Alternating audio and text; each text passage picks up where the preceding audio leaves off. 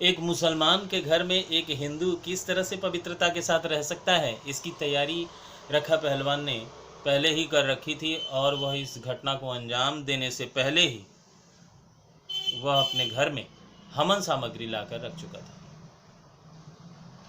वह जानता था कि वह ऐसा सब कुछ करके और फिर पूजा पाठ कराकर घर में प्रवेश करेगा और यह सब कुछ बड़ा सरल होगा, पर ऐसा नहीं हुआ। इतना सरल सब कुछ नहीं था जितना कि रखा पहलवान समझ रहा था। 4 खून हुए थे।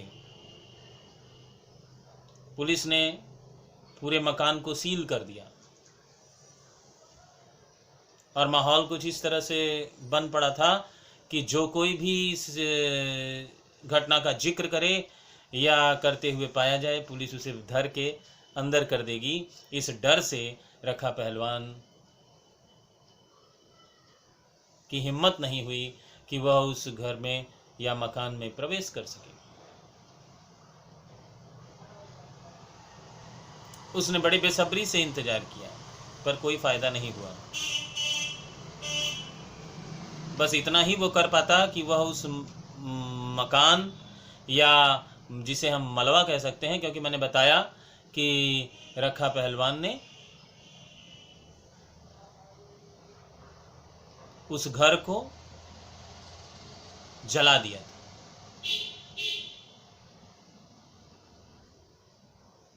इसलिए वह एक मलबा का रूप धर चुका था। टूटे फूटे, मलबा किसे कहते हैं? टूटा फूटा मकान।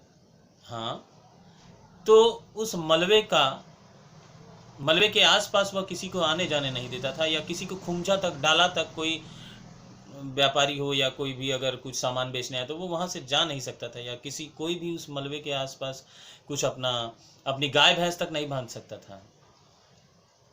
इतनी निगरानी वह इसको करता था। और यूं कह सकते हो आप सब कि रखा पहलवान मन ही मन उस जमीन को अपना समझ चुका था। इस घटना को बीते 7.5 वर्ष हो गए।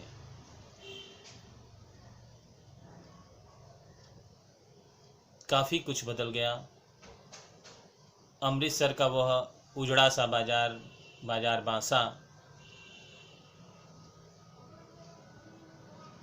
उसमें भी अनेकों परिवर्तन आ गए। कई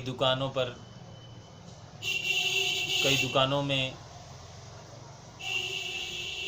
अलग अलग लोगों का कब्जा हो गया। हिंदुस्तान पाकिस्तान बट गया।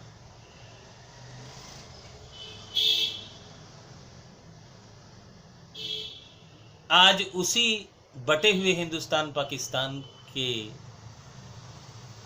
लोग एक हॉकी मैच के बहाने, जो अमृतसर में हो रहा है, उस हॉकी मैच को देखने के बहाने वो लोग आज फिर एक दूसरे के करीब आ रहे हैं।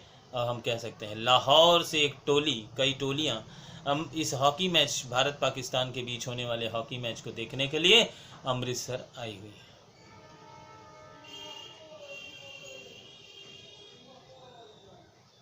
उस दंगे के बाद बटे हुए हिंदुस्तान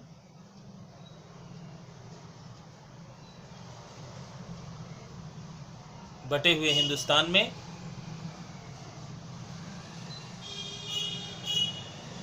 आज पहली बार फिर से एक हिंदू मुसलमान जो पाकिस्तान में बट चुके हैं, वो एक दूसरे के आमने सामने आ रहे हैं इस मैच के बहाने। इसी मैच के बहाने गनी मियाँ भी आज आए हुए हैं। अपने परिवार के 4 प्यारे सदस्यों को खोने के बाद भी आज तक गनी मियाँ को यह मौका नहीं मिला कि वो आकर अपने घर, अपने मकान, अपने लोगों के हालचाल को जान सकें, या यह सब कुछ कैसे हुआ इसकी जानकारी हासिल कर सकें, या कोई भी मौका नहीं मिला। आज वह पहला मौका है जब गनी मियाँ अमृतसर के उस उजड़े से बाजार में पहुंचते हैं। मैंने पहले ही बताया कि गनी मियाँ एक अच्छे इंसान हैं, एक अच्छे व्यक्ति हैं,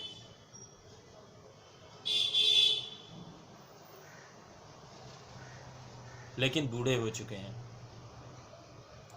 आज जब वो उस बाजार में पहुंचते हैं तो सब कुछ वहाँ बदला सा है, सब कुछ बदल चुका है। सब कुछ को स्वीकारते हुए वो उस मोहल्ले में प्रवेश करते हैं जहाँ पर कुछ बच्चे खेल खेल रहे थे।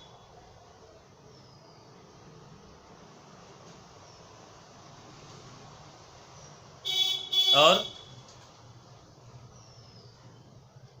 उसी में से एक छोटा सा बच्चा रो रहा था, जिसको अपने पॉकेट की जेब से 1 रुपया निकालकर गनी मियाँ ने देना चाहा, लेकिन तभी एक लड़की जो 15-16 वर्ष की थी वह दौड़ी हुई आती है और गनी मियाँ और उस बच्चे को उठा लेती है और कहती है, चल, नहीं तो यह मुसलमान तुझे पकड़ कर लेके चला जाएगा, यानी चुरा ले जाएगा। ऐसा हिंदू और मुसलमानों के बीच में विचारधाराएं रहती ही हैं और यही सब हुआ। गनी मियाँ को लगा कि उन्होंने गलती की, लेकिन वो एक अच्छे इंसान थे और आज से बंटवारे से पहले जब वो इस मोहल्ले में रहते थे तो वो ऐसे ही लोगों के साथ मिलजुल कर रहा करते थे। उन्हें नहीं पता था कि 7.5 वर्षों में इतना सब कुछ बदल जाएगा कि लोग उन्हें दादा, चाचा इत्यादि कहने के बजाय बच्चा चोर कहेंगे। खैर, गनी मियाँ आगे बढ़ते हैं। तभी गली में मनोरी नाम का एक युवक, जो 7 से 7.5 वर्ष पहले काफ़ी छोटा था, जो अब जवान हो चुका है, वह गनी मियाँ को देखता है। वो गनी मियाँ के पास से गुजरने लगता है। तभी गनी मियाँ से उसके वार्तालाप होता है और वो दोनों एक दूसरे को पहचानते हैं। और मनोरी कहता है कि चलिए गनी मियाँ, मैं आपको आपका मलबा दिखाता हूँ, आपका घर दिखाता हूँ। और जीवन भर की पूंजी को लगाकर बनाए गए उस मकान को आज कई वर्षों बाद गनी मियाँ देखने को लालायित हो उठता है और वह चलता है उधर। अपने बूढ़े कमजोर कदमों,